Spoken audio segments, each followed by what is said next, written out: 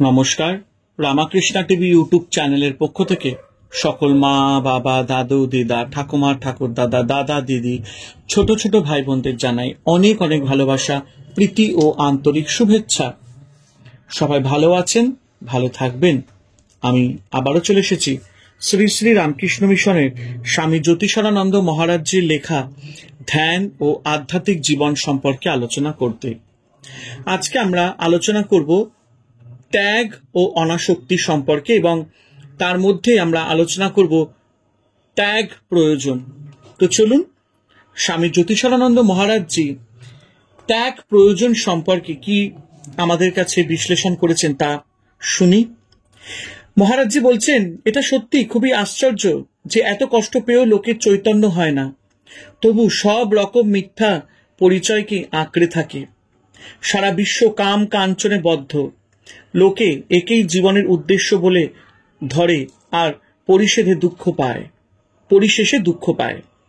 নিজ নিজ ও অন্যের দেহের সঙ্গে একাত্ম বোধ করে আমরা যত রকমের আবেগের সঙ্গে জড়িয়ে পড়ি ও অশেষ দুঃখ দুর্দশা সৃজন করি। অবশ্য অনেকে এর মাধ্যমেই জাগতিক সম্পদে সমৃদ্ধ হয়ে ওঠে। ঠাকুর শ্রীরামকৃষ্ণের গল্পে যেমন আছে, কাটা ঘাস খেয়ে উটের মুখ দিয়ে রক্ত পড়ে, তবু সেটা যেমন খাচ্ছিল খেয়েই যায়। কিন্তু আধ্যাত্মিক পথের সাধক এভাবে বাঁচতে পারে না। সে নিজের উদ্দেশ্যকে উচ্চতর স্তরে ধরে রাখে ও জাগতিক বন্ধনের মধ্যে হারিয়ে যেতে চায় না। সুতরাং সে গভীরভাবে ত্যাগ ও অনাসক্তির কথা ভাবতে আরম্ভ করে। সব ধর্মেই আধ্যাত্মিক জীবনের মূল ভাবই হল ত্যাগ।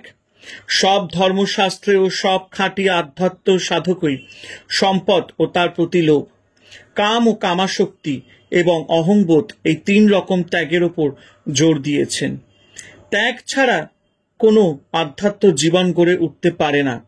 আর ত্যাগ মানে কেবল বাহ্যিক ত্যাগ নয়, মনের ত্যাগই চাই। নিজের ও অন্যের দেহ মনের প্রতি আমাদের সব আসক্তি ত্যাগ করে সব দিক থেকে ঠিক নিষ্পৃহ ও নিরাসক্ত হতে হবে। কেবল কোনো ব্যক্তি বা জিনিসের ক্ষেত্রে এ ভাব এলো আর অন্য সবের প্রতি আসক্তি থেকেই গেল, তা যথেষ্ট হলো না।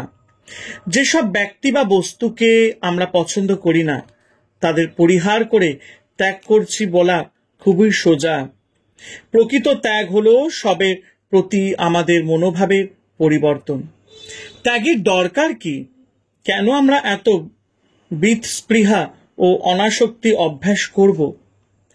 যেসব বস্তু বা ব্যক্তির সঙ্গ সাধকের সহায়ক নয়, সেই সব পুরাতন সঙ্গ ত্যাগ না করলে আধ্যাত্মিক সাধনায় সাফল্য অর্জন করা যায় না। আমাদের বাসনা, কামনা ও অন্যের প্রতি আমাদের প্রীতি বা ঘৃণা প্রসূত আকর্ষণ বা বিকর্ষণ আমরা যতটা ত্যাগ করতে প্রস্তুত, প্রকৃত ধর্মানুশীলনে আমরা ততটাই সাফল্য অর্জন এবং উন্নতি করতে পারি। এ বিষয়ে তোমার মন যেন কখনো ভ্রান্ত পথে তোমাকে না নিয়ে যায়। মন সব সময় এটা ওটা সম্ভাব্য যুক্তি দেখিয়ে বোঝাবে যে আমরা এই জিনিস বা ও জিনিস ত্যাগ করতে পারি না, বা এই লোকের সঙ্গ আমাদের করা উচিত, অথবা ওই পুরুষ বা নারী প্রভৃতির সঙ্গে বাক্যালাপ করা আমাদের কর্তব্য। এসব ক্ষেত্রে মনকে কখনো বিশ্বাস করবে না। মন সবসময় আমাদের প্রতারণা করতে চেষ্টা করে। অবচেতন বা অচেতন বাসনা কামনার হয়ে কথা বলে। সেই জন্য আমাদের শুধু জপ, প্রার্থনা, ধ্যান ও অন্যান্য আধ্যাত্মিক অনুশীলন নয়, ত্যাগেরও প্রয়োজন। বস্তুত জপ ধ্যানে ততটা ফলই পাওয়া যাবে, খাঁটি ত্যাগ ও অনাসক্তিতে আমাদের সাফল্য যত বেশি হবে। যখন আধ্যাত্মিক অনুশীলন ও ত্যাগ একযোগে কাজ করে, তখনই সম্ভব হয় মনকে সংযত করা এবং যুগ যুগ ধরে বহু জন্মের সঞ্চিত নানা গ্লানি দিয়ে ভর্তি মনের কোণ ও ছিদ্রগুলিকে পরিষ্কার করা। অতিরিক্ত সংসার শক্তি আগুনের মতো, এতে হৃদয় দগ্ধ হয়ে যায়। ফলে আধ্যাত্মিক মূল্যায়ন বিষয়ে মানুষ নির্মম ও উদাসীন হয়ে যায়। সংসারাসক্ত মাফ করবেন, সংসারাসক্ত লোক আধ্যাত্ম জীবনের আনন্দ সম্বন্ধে ধারণা করতে পারে না। সংসারী লোকেদের স্বাভাবিক বোধ শক্তি এতই নিস্তেজ হয়ে পড়ে যে সূক্ষ্মতর স্পন্দনগুলি তার মনে আর কোনো সংবেদন জাগাতে পারে না। আধ্যাত্মিক সত্যগুলি সম্বন্ধে তার কোনো ধারণা থাকে না।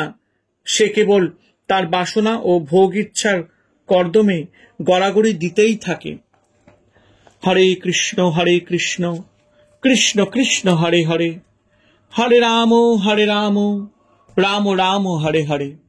জয় শিব শম্ভু, জয় দেবী দুর্গা দুর্গতি নাশিনী, জয় মা কালী।